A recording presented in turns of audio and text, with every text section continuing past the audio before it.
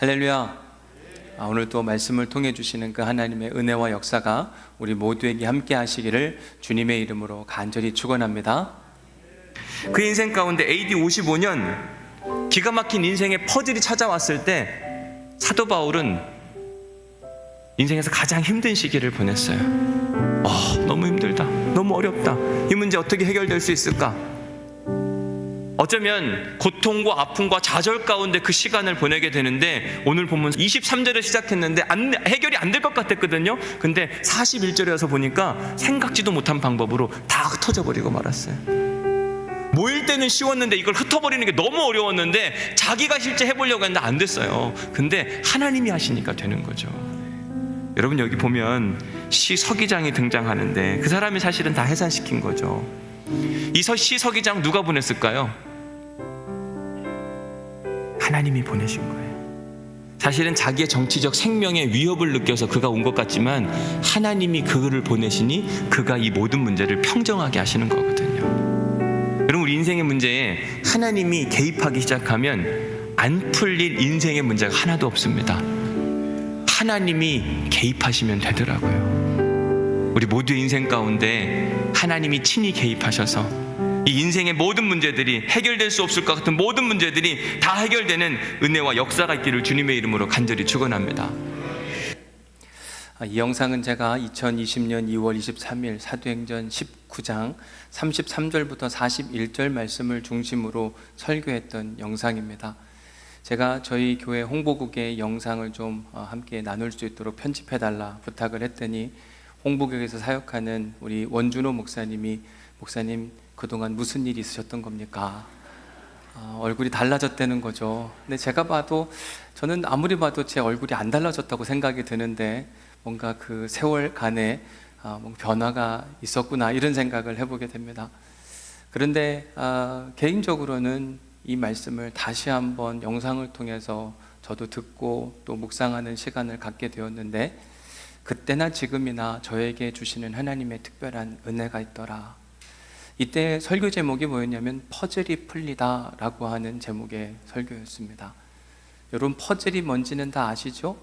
그렇죠? 어떤 그 조각조각이 있는데 그 조각조각을 맞추면 하나의 그림이 되는 겁니다.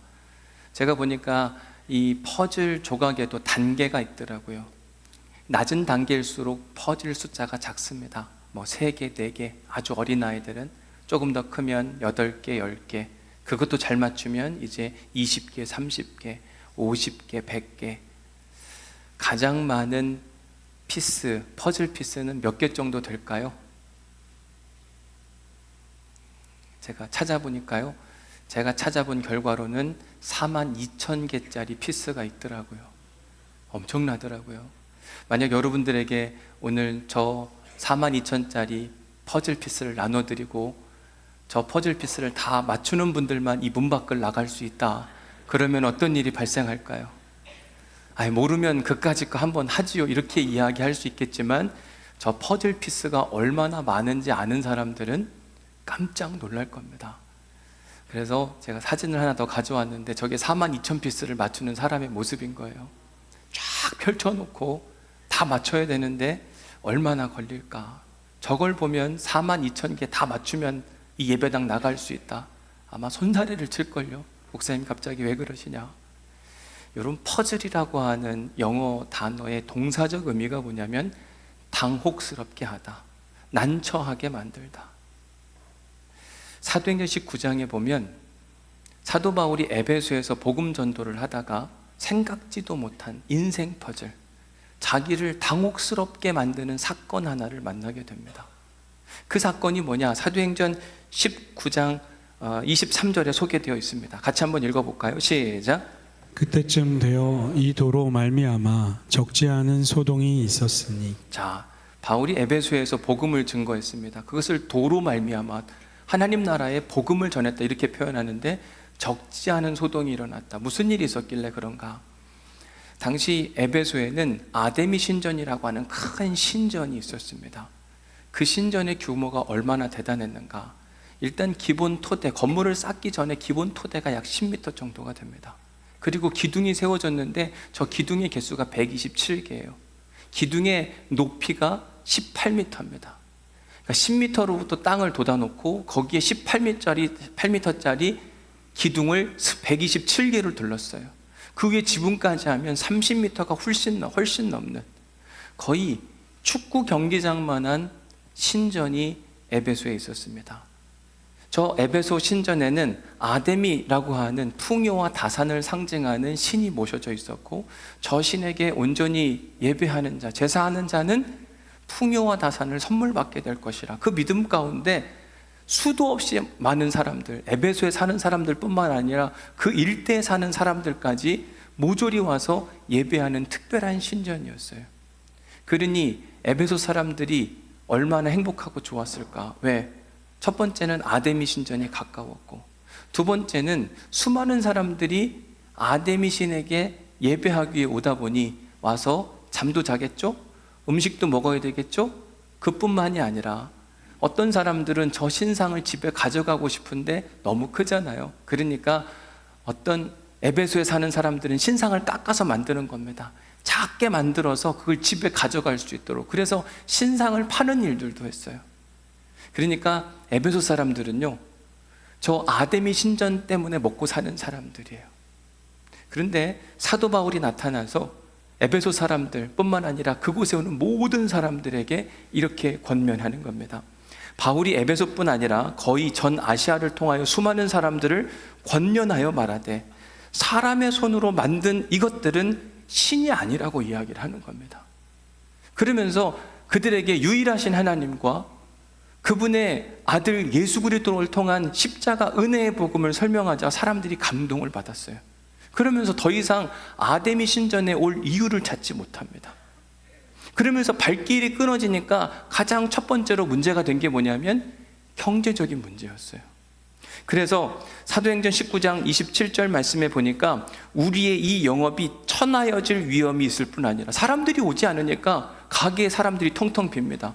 매일같이 돈을 긁어 모으던 사람들이 돈이 없어지기 시작을 했어요. 경제적인 문제가 크니까 이 문제를 가지고 사람들이 들고 일어서는 겁니다.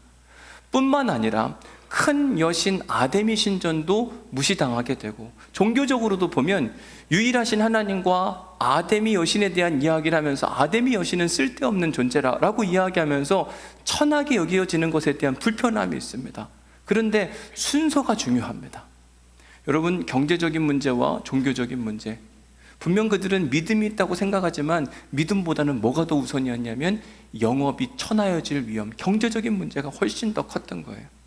그러니까 이야기를 꺼내면서도 종교적인 이야기보다는 경제적인 이야기가 훨씬 더 앞에 나오는 겁니다.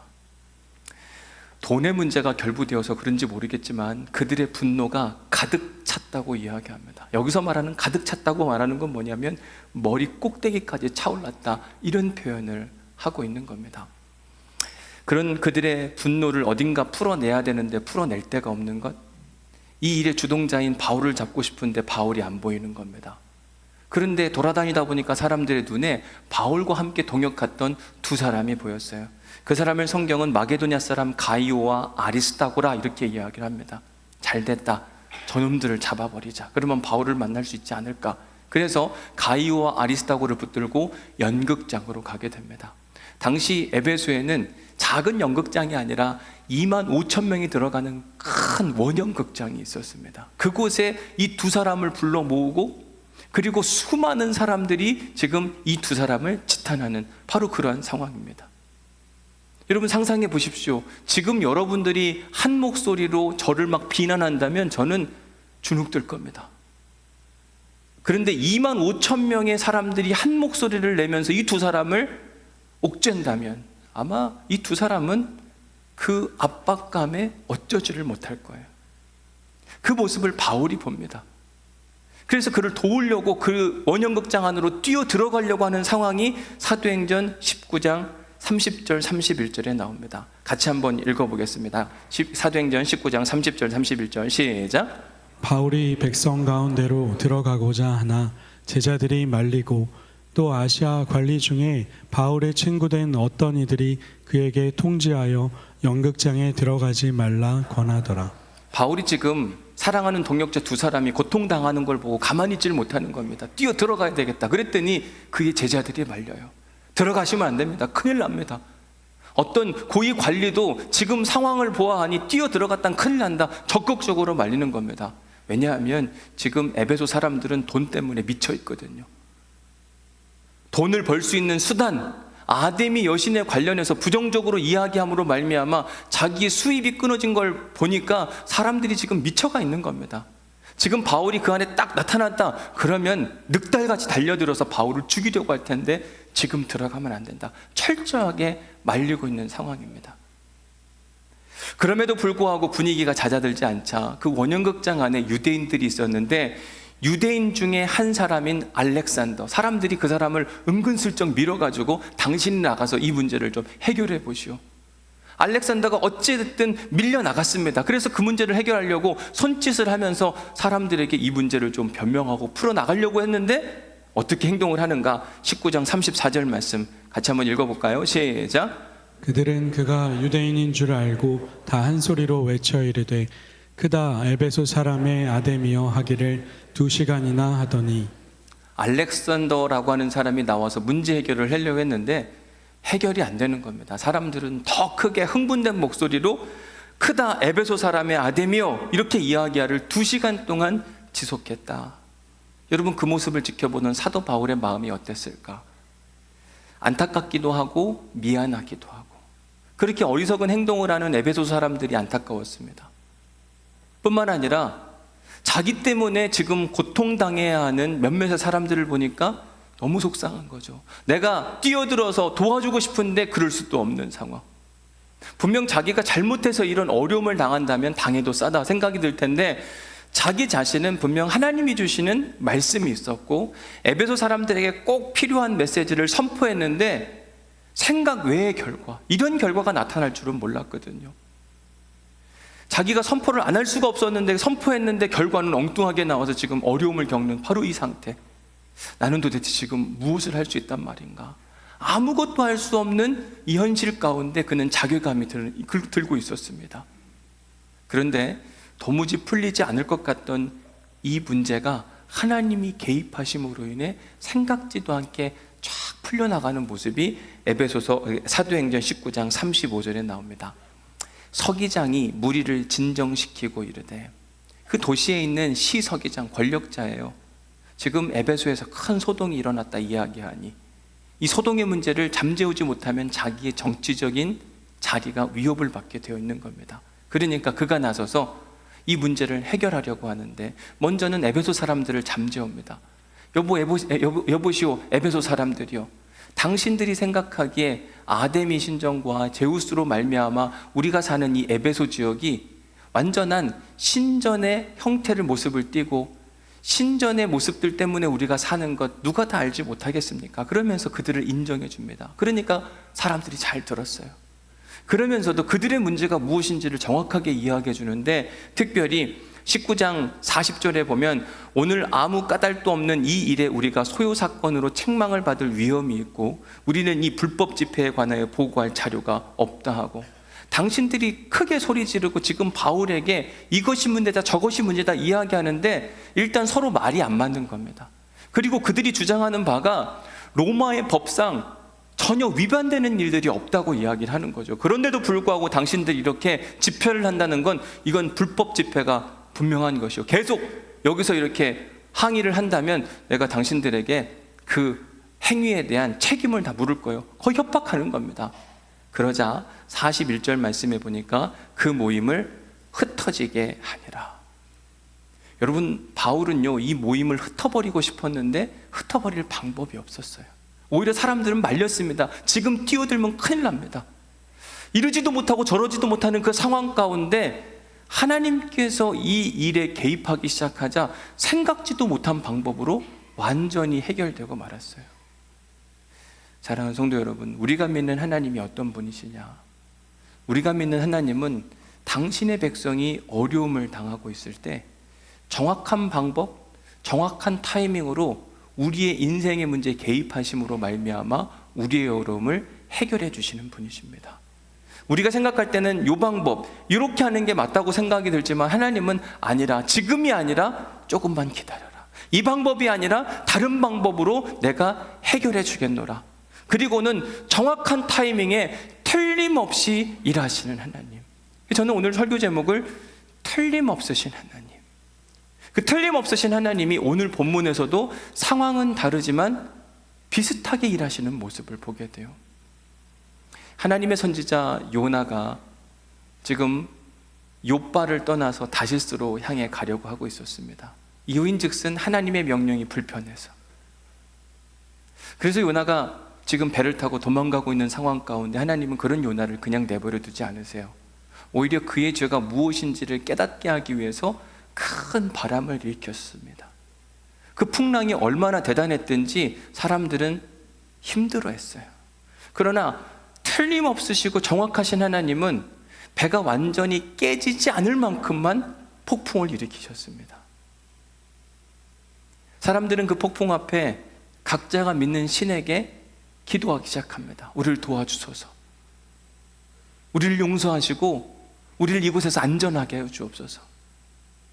그런데도 문제가 해결되지 않자 그들의 배 타는 사람들의 노하우, 이럴 때 우리가 살아남을 수 있는 방법은 배를 가볍게 해야 하느니라 물건을 계속 던지는 겁니다.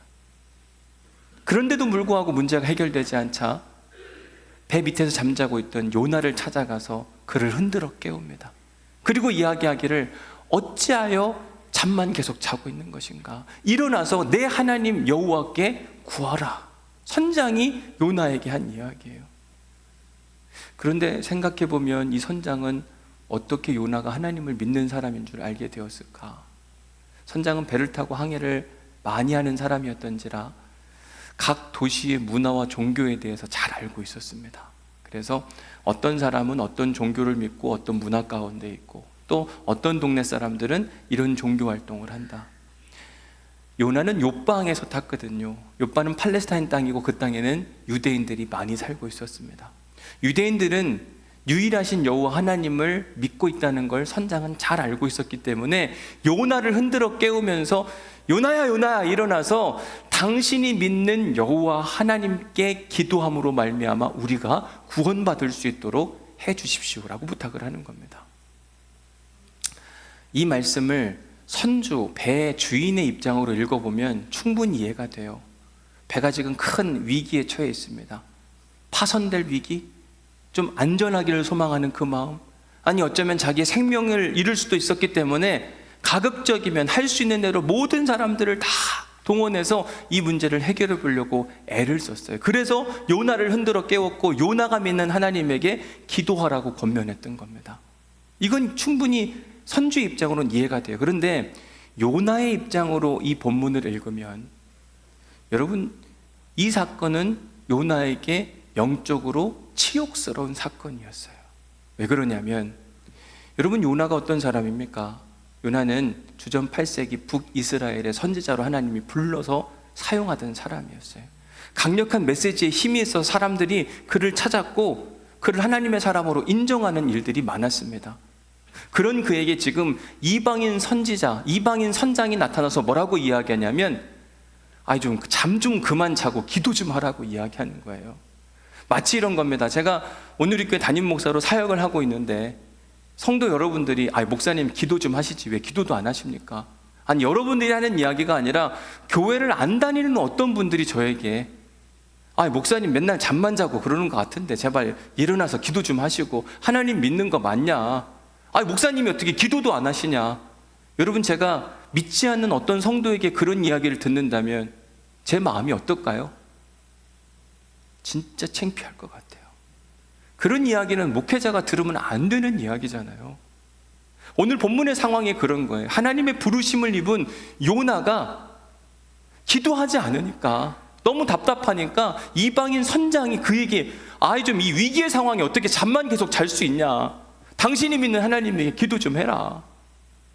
한 번은 저희 어머니가 시골에 사시는데 전화를 하셨어요. 아주 조심스럽게 말을 건네시는데 이렇게 이야기합니다. 박 목사, 나 요즘에 고민이 좀 하나가 있는데, 그래서 무슨 고민이 있으세요? 그랬더니 저희 어머니가 다니신 시골교회 전도사님이 새벽 예배를 못 나오신다는 거예요. 그래서 교인들은 와서 새벽 기도하고 가는데 전사님은 주무신다는 겁니다. 여러분, 이게 말이 됩니까? 안 됩니까? 괜찮나요? 그래도? 이번 주부터 다 우리 안 나와도 되겠다. 그죠? 기쁠 일이 아니잖아요. 사실은 얼마나 창피한 이야기예요. 같은 목회자로서 그 이야기를 듣는데 제가 창피하고 얼굴이 뜨거워서 견딜 수가 없었습니다. 요나 선지자가 지금 그 얘기 듣는 거라니까요. 하나님의 사람인데 기도하지 않으니까, 기도하지 않는 모습을 보고 이방인 선장이 어찌하여 잠만 자고 있느냐, 그럴 수가 있는 거냐. 여러분, 이 정도쯤 얘기 들면 얼굴이 창피해가지고 얼른 일어나서 하나님께 기도했어야 되는데, 만약 요나 선지자가 그때 그 이야기를 듣고 깨닫고 기도했다면 하나님은 그 거친 풍랑을 당장 멈추셨을 겁니다. 요나서 2장만 읽어봐도 알아요. 요나가 깨닫고 나서 물고기 뱃속에서 기도하자 그가 그 모든 어려움으로부터 벗어나게 되거든요. 그러나 요나는 그렇게 하지 않았습니다. 아직 때가 안 됐는지 모르겠지만, 더 고통받아야 되는지 모르겠지만 여전히 그 이야기를 듣고도 영적으로 잠자는 상태. 자, 그러자 오늘 본문 7절의 이야기가 등장을 하는 겁니다. 그들이 서로 이르되, 배에 탄 모든 사람들이 서로 말을 하는데 이거 뭔가 해결점이 안 보이는 겁니다. 그들 나름대로 노력을 했죠. 각자에게 믿는 신에게 기도도 해봤고, 배에 있는 짐들을 그냥 버려보기도 했고, 이렇게 해도 안 되고 저렇게 해도 안 되는 상황 가운데 도대체 어떻게 이 문제를 해결하는 것이 옳겠느냐. 한참 그들이 그렇게 이야기를 하다가 결론을 내리기를, 7절 말씀을 다시 보면, 그들이 서로 이르되, 자, 우리가 제비를 뽑아 이 재앙이 누구로 말미암아 우리에게 임하였나 알아보자. 문제의 근원을 한번 좀 찾아보자고 이야기를 하는 거예요. 문제의 근원을 알면, 그것만 제거하면 이 문제가 온전해질 텐데, 이 풍랑을 일으키게 한 어떤 원인 제공자가 있을 텐데 우리 배에 분명히 탄 것 같다. 한번 그 자를 색출해보자. 이때 고대 근동에서 자주 사용했던 게 뭐였냐면 제비를 뽑는 방법이었어요. 여러분, 제비를 뽑다 그러면 우리의 상식선에서 어떤 제비를 뽑는 그 물체가 있을 거 아니에요. 거기에 표시를 해놓고 요걸 뽑는 사람은 제비다, 그리고 그걸 뽑아내는 사람은 이제 순례가 되는 형태. 제가 예를 들기 위해서 한번 제비를 만들어 왔는데 이런 겁니다. 여기에는 까만 돌도 있고 하얀색 돌도 이렇게 있는 거예요. 그죠? 그러면 지금 까만색 돌이 10개고 흰색 돌이 1개입니다. 어떤 게 제비일까요? 순례일까요? 뭘 뽑는 사람이? 자, 신현대 권사님 일로 앞으로 한번 와보세요. 한번 뽑아보세요, 권사님. 네, 권사님은 아닌 것 같아요. 자, 이렇게 해서 한 사람 한 사람씩 뽑으라고 했는데 뽑았더니 또 검은색이고, 뽑았더니 또 검은색이고, 그런데 뽑았더니 제가 흰색이 당첨이 됐습니다. 그러면 이 사람이 순례, 이게 우리 문화에서는 사실은 그렇잖아요. 그런데 고대 근동에서는 이렇게 뽑다라고 하는 표현을 사용하지는 않아요. 실제로 오늘 본문에 등장하는 이 뽑다라고 하는 이 히브리어 단어를 보니까 뭐라고 되어 있냐면 나팔이라고 되어 있는데, 나팔은 던지다, 떨어지게 하다. 그래서 지금 우리가 생각하는 그러한 제비가 아니라 사실 요런 제비를 이야기하는 겁니다. 우선 돌을 2개를 선정을 하게 돼요. 그리고 나서 색깔을 칠하는데 한쪽은 흰색, 반대쪽은 검은색입니다. 그리고 나팔, 던지게 하다라고 그랬잖아요. 던지는 겁니다. 그래서 2개가 흰색이 같이 나오면 이게 그 사람이라고 하는 표시, 예라고 하는 뜻을 가지고 있고, 2개를 던졌는데 검은색이 나오면 이거는 아니오라는 뜻을 갖고 있는 겁니다. 만약 2개를 던졌는데 흰색과 검은색이 나와야 된다. 그렇죠? 이렇게 흰색과 검은색이 나오면 다시라는 뜻을 가지고 있는 거예요. 그래서 고대 근동에서는 이런 것들, 제비를 던져서 똑같은 색이 나오는 것을 그 사람이 어떠한 일의 문제의 원흉이다, 이런 방법으로 가야 된다, 이런 결정을 내리곤 했습니다. 근데 신기한 게 뭐냐면 오늘 본문 7절 말씀을 자세히 보면 뽑다라는 단어가 2번이나 등장을 해요. 그런데 이 뽑다라고 하는 단어가 히브리어로는 하나는 복수고 하나는 단수로 나옵니다. 그러니까 첫 번째 뽑다는 복수고 두 번째 뽑다는 단수 형태를 쓰게 돼요. 왜 다른 것인가? 제비를 뽑는다고 하는 건 둘 다 복수든지 둘 다 단수여야 되는데, 그 이유에 대해서 백석대학교의 변순복 교수님은 이렇게 설명을 합니다. 제비 뽑기는 복수이다. 선원들은 단 한 번의 제비 뽑기로 결론을 내리는 것은 위험하다고 생각을 하였다. 그러니까 한 번 던져가지고, 자, 이게 흰색이 한 번에 나와야 되는데 만약에 안 나왔네요. 이 참 어려운 이야기인 것 같아요, 그죠? 다시 한번 했을 때, 계속 이렇게 나오네요. 한 번만 더 해보고 안 되면 그냥 그 다음 갈게요. 이게 진짜 어려운 이야기입니다. 자, 뽑았는데 흰색이 2개가 나왔어요, 저한테. 근데 이게 한 번에 이렇게 된다는 건 우연일 수 있잖아요. 근데 한 번 던졌는데 나왔고, 2번 던졌는데 또 나왔고, 3번 던졌는데 또 나왔을 때, 그래서 첫 번째 뽑았다고 이야기했을 때 그 복수는 뭐냐면 여러 번 던졌다고 해서 복수를 쓰는 것이고, 단수를 쓰는 이 뽑다의 의미는 뭐냐면 계속 뽑았는데 똑같은 색깔이 나왔다 해서 단수를 사용한다. 그래서 제비를 여러 번 뽑아서 계속 같은 사람이 뽑히면 그것은 분명 그 사람으로 인한 어떠한 특별한 사건이 일어났다라고 사람들은 확신하곤 했습니다. 그러니까 지금 요나 앞에서 이 제비를 던졌어요. 근데 계속해서 흰색이 나오는 겁니다. 한 번은 그렇다 치지만 2번, 3번 던졌는데 계속 흰색이 나온 겁니다. 이 말인즉슨 제비 뽑기를 하는 중에 하나님이 개입하심으로 있을 수 없는 일을 만들어내셔서 요나가 하나님 앞에 불순종했다고 하는 사실을 하나님께서 확인시켜 주시는 장면이에요. 사랑하는 성도 여러분, 살아계신 하나님, 그 하나님께서는 매 순간 우리와 함께 하시면서 사도행전 19장의 역사, 우리 인생에 풀리지 않을 것 같은 인생의 문제가 있잖아요. 근데 하나님의 방법으로 하나님의 때에 정확하게 일하시는 놀라운 역사를 만들어내신 그런 하나님이십니다. 그 하나님은 틀림없이 일하시는 분이세요.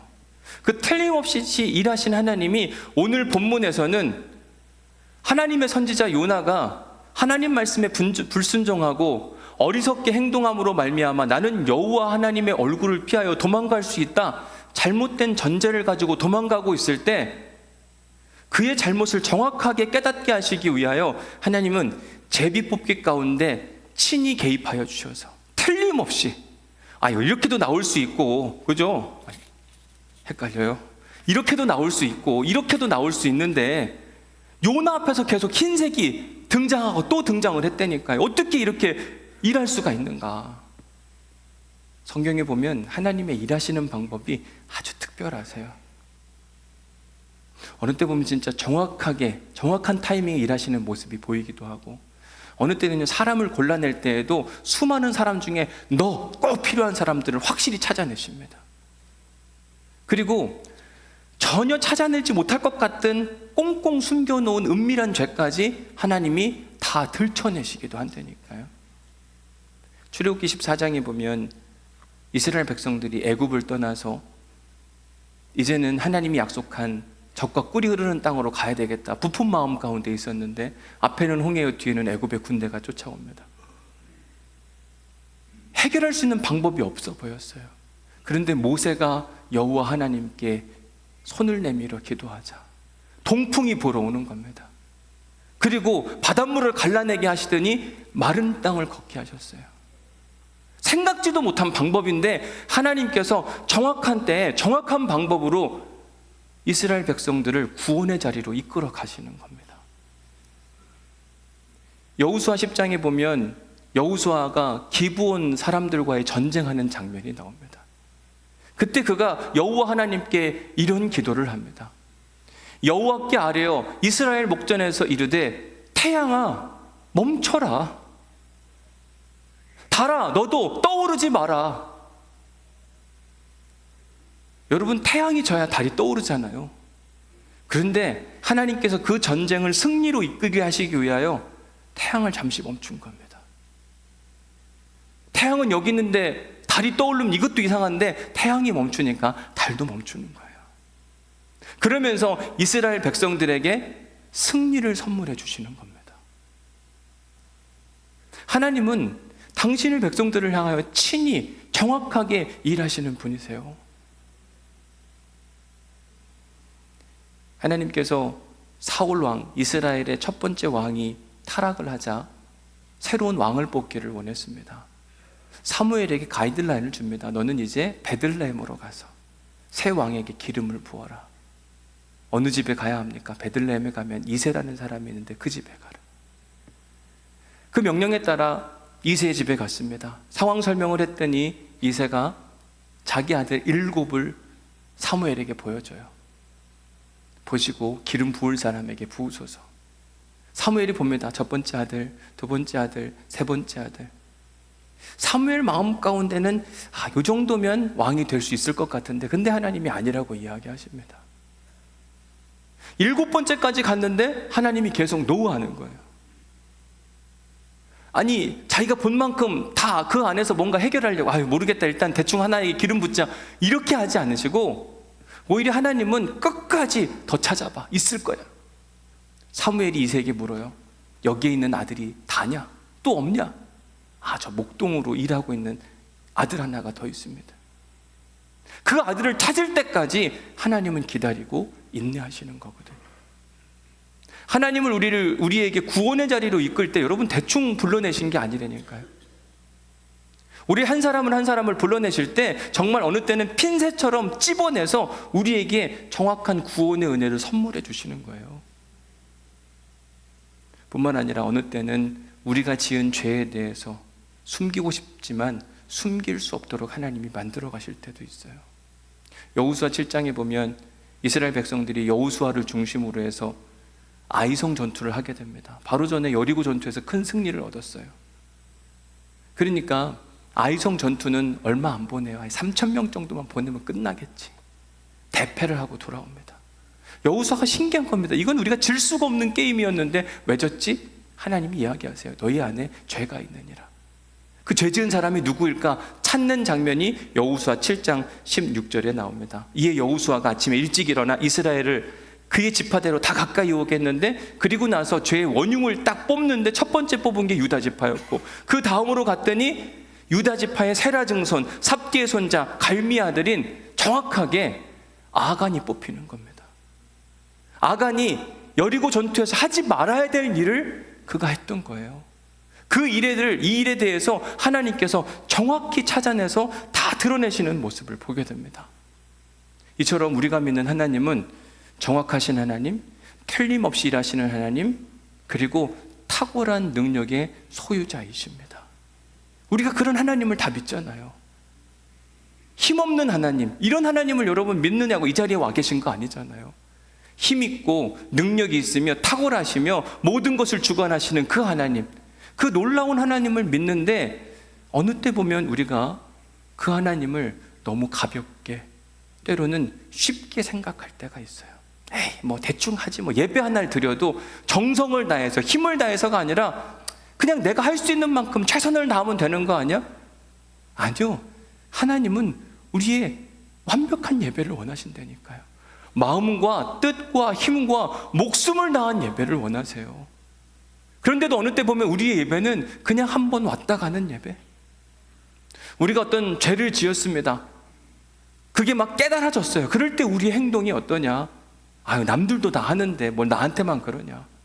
통회하고 자복하는 마음이 있어야 되는데 어느 땐 그런 마음이 안 보이기도 하는 겁니다.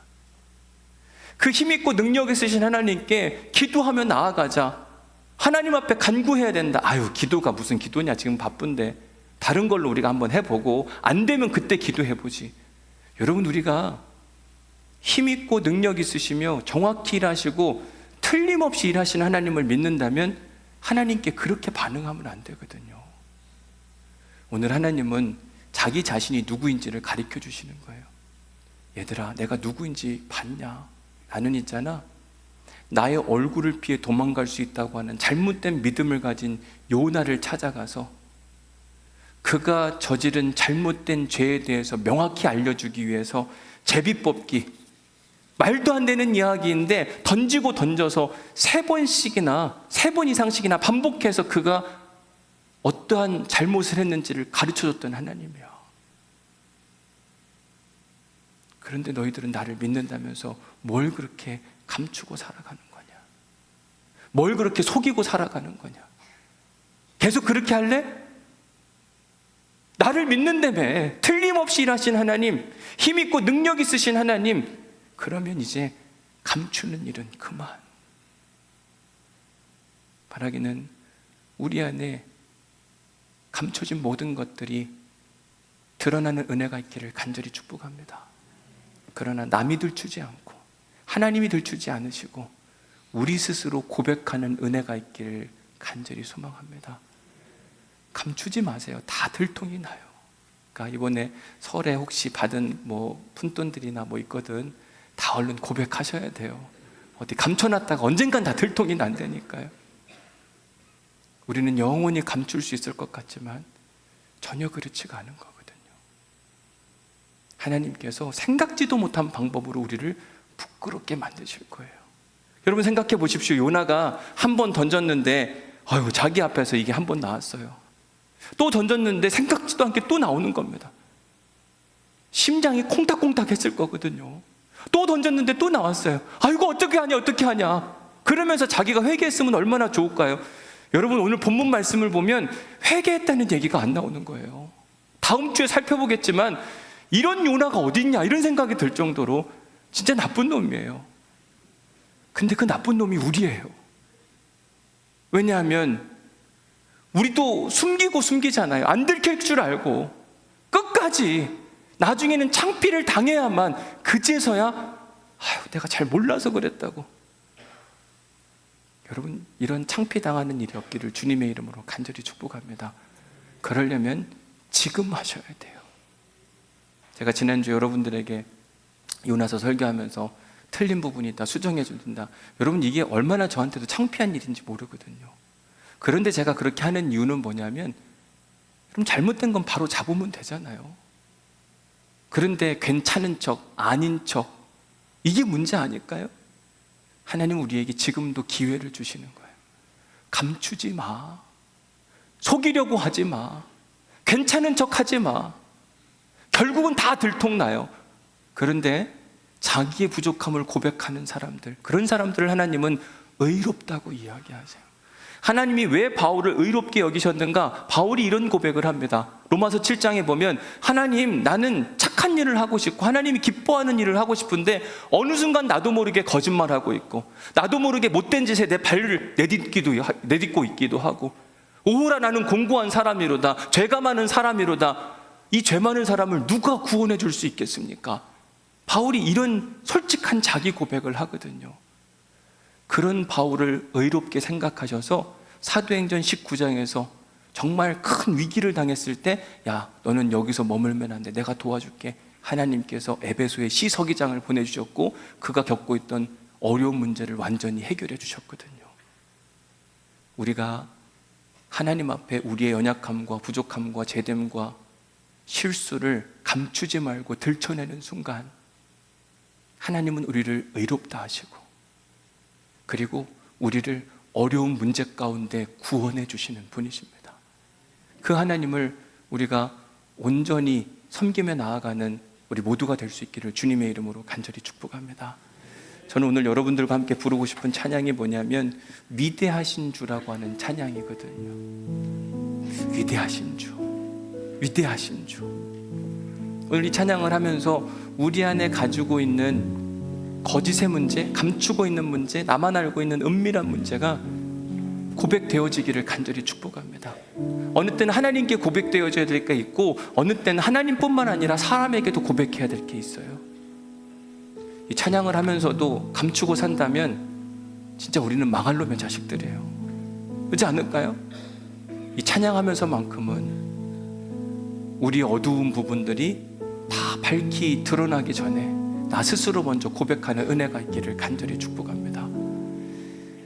이 찬양 주님께 올려드리겠습니다. 빛나는 왕의 왕, 영광의 주님, 온 땅 기뻐하라. 빛나는 왕의 왕, 영광의 주님, 온 땅 기뻐하라 온 땅 기뻐하라 광채의 옷 입고 어둠을 물리쳐 저 원수는 떠내 저 원수는 떠내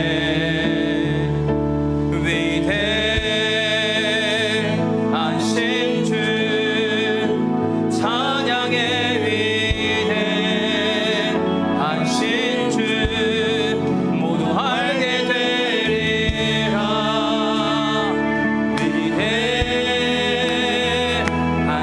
위대하신 주님 주님을 찬양합니다.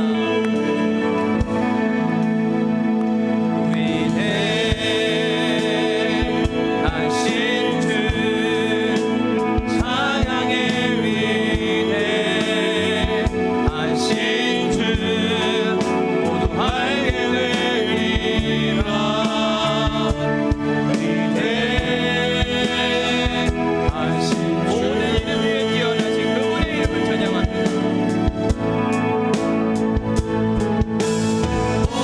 모든 이름 위에 뛰어나신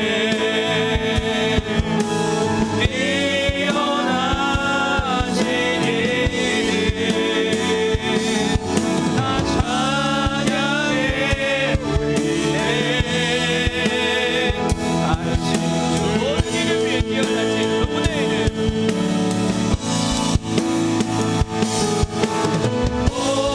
위에 뛰어나신 그분의 이름 모든 이름 위에 뛰어나신 이름 나 찬양해 위대하신 모든 이름 위에 뛰어나신 그분의 이름 모든 이름 위에 뛰어나신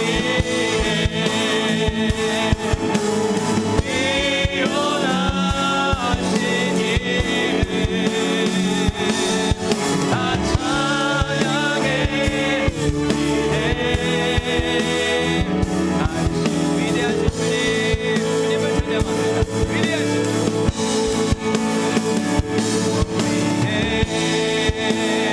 위대하신 주 위대하신 주 찬양의 위대하신 주 알게 되리라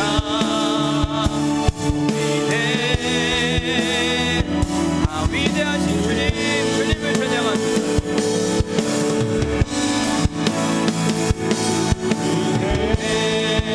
위대하신 주 찬양의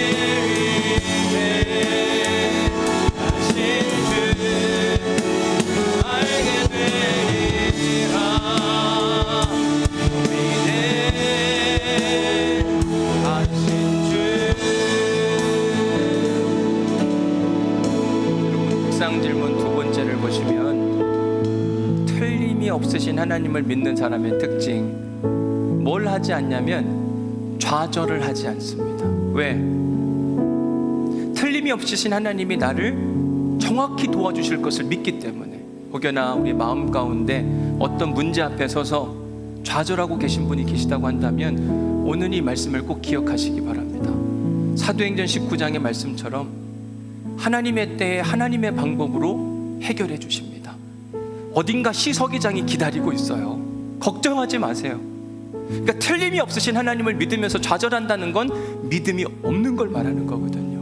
오히려 위대하신 하나님을 찬양하며 희망을 가지시기를 바랍니다. 세 번째 질문을 보면 틀림이 없으신 하나님을 믿는 사람들은 몰래 하는 일이 없어요. 여러분, 몰래 하는 일은 하면 안 되는 일이더라고요. 그건 저도 그렇고 여러분들도 다 똑같아요. 그러니까 몰래 해야 되는 일들은 아예 하지를 마세요. 안 하시는 게 건강해요. 그리고 꼭 기억하셔야 되는 게 뭐냐면 지금 감추고 계신 일이 있다고 한다면 지금 드러내셔야만 합니다. 안 그러면 이게 올 거예요. 어딘가에서 올 겁니다. 분명히. 아이고, 나한테 왔네. 같아요. 이때는 이미 늦었어요. 진짜 부끄러움을 당해야 될 때거든요. 지난주 토요일에 있었던 일입니다. 어제죠, 어제 그저께 금요일 날 밤에 있었던 일입니다. 저희 집에 차가 있는데 차 키가 하나가 없어져가지고 이게 도대체 어디 갔나 한참을 찾아가, 몇 달 전 이야기예요. 한참을 찾았는데 없어가지고 누가 잊어버린 솔직히 잘 몰랐는데 저는 내심 나는 아니다 이런 생각을 갖고 있었거든요. 왜냐하면 이전에 한 번에 저희 아내가 한번 키를 잃어버렸던 적이 있는데 그걸 나중에 찾았거든요. 그래서 나는 아닐 가능성이 분명히 많다 생각은 했지만 말을 꺼내지는 못했습니다. 왜냐하면 꺼냈다가 잘못하면 큰일 나니까요. 그래서 있는데 제가 안 입던 옷을 지난 금요일에 잠깐 밖에 나갈 일이 있어서 옷을 입는데 호주머니에 있는 거예요, 그 키가. 그래서 키를 두는 곳에 몰래 갖다 놓을 수는 있는데 하필 이번 주 설교가 틀림없으신 하나님인 거예요. 여보, 이거 내가 잘못한 거더라. 여러분, 한마디면 끝나거든요. 근데 우리는 그 부끄러움을 당하지 않고 싶은 마음 가운데 감추는데 감추다가 더 큰 문제를 당하거든요. 오늘 우리 함께 이제 한 번 더 후렴구 찬양할 때 하나님 감추는 게 없게 하시고, 혹여나 감추는 게 생각나거든 하나님 고백할 수 있는 용기가 있게 하여 주옵소서. 하나님 앞에서도 사람들 앞에서도 신실한 사람들이 될 수 있도록 인도하여 주옵소서. 이 믿음을 가지고 우리 함께 다 자리에서 일어나셔서 위대하신 주님, 그분을 함께 찬양하겠습니다. 위대하신 주 찬양의 위대하신 주 곧 알게 되리라. 위대하신 주님, 주님의 이름을 찬양합니다.